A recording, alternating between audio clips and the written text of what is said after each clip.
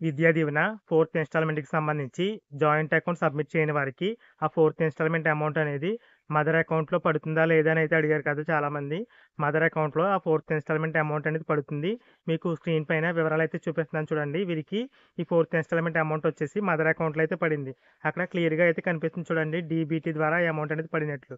అంటే joint account అనేది ఎవరైతే సబ్మిట్ చేయలేదో వారికి డైరెక్ట్ బెనిఫిషరీ ట్రాన్స్‌ఫర్ ద్వారా గతంలో ఏ విధంగా అయితే మదర్ ఎన్‌పీసీఐ లింక్ అయిన అకౌంట్ ఏదైతే ఉందో ఆ అకౌంట్‌లోనే అమౌంట్ అయితే రిలీజ్ చేశారు. అంటే జాయింట్ అకౌంట్ సబ్మిట్ చేస్తే జాయింట్ అకౌంట్‌లో ఒకవేళ జాయింట్ అకౌంట్ సబ్మిట్ చేయకపోతే మదర్ అకౌంట్‌లో Vidya Deevena fourth instalment amount అనేది రిలీజ్ చేయడం జరిగింది.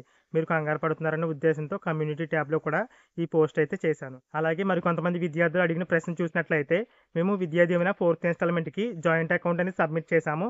అయినా సరే మాకు ఈ అమౌంట్ అనేది మదర్ అకౌంట్‌లో అయితే పడిందని అయితే చెప్తున్నారు. దీనికి కారణం చూసినట్లయితే మీరు జాయింట్ అకౌంట్ వివరాలనేవి గడువు తేదీ తర్వాత ఇచ్చుండొచ్చు. అంటే ప్రభుత్వం ఒక గడువు తేదీ అయితే ఇచ్చింది కదా!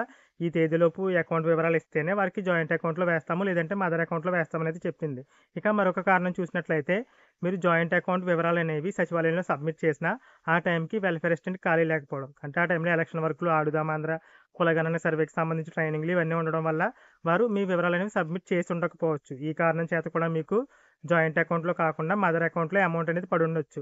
ఇక ఫైనల్‌గా చూసినట్లయితే ఫిబ్రవరి నుంచి మాత్రం అందరికీ కూడా జేవిడీ అమౌంట్ అనేది తప్పకుండా జాయింట్ అకౌంట్‌లోనే పడడం జరుగుతుంది. కాబట్టి ఫిబ్రవరి లోపు మీరు తప్పకుండా అంటే 5 స్టెప్ వెరిఫికేషన్‌లోనే మీరు జాయింట్ అకౌంట్ వివరాలైతే ఇవ్వాల్సుంటుంది.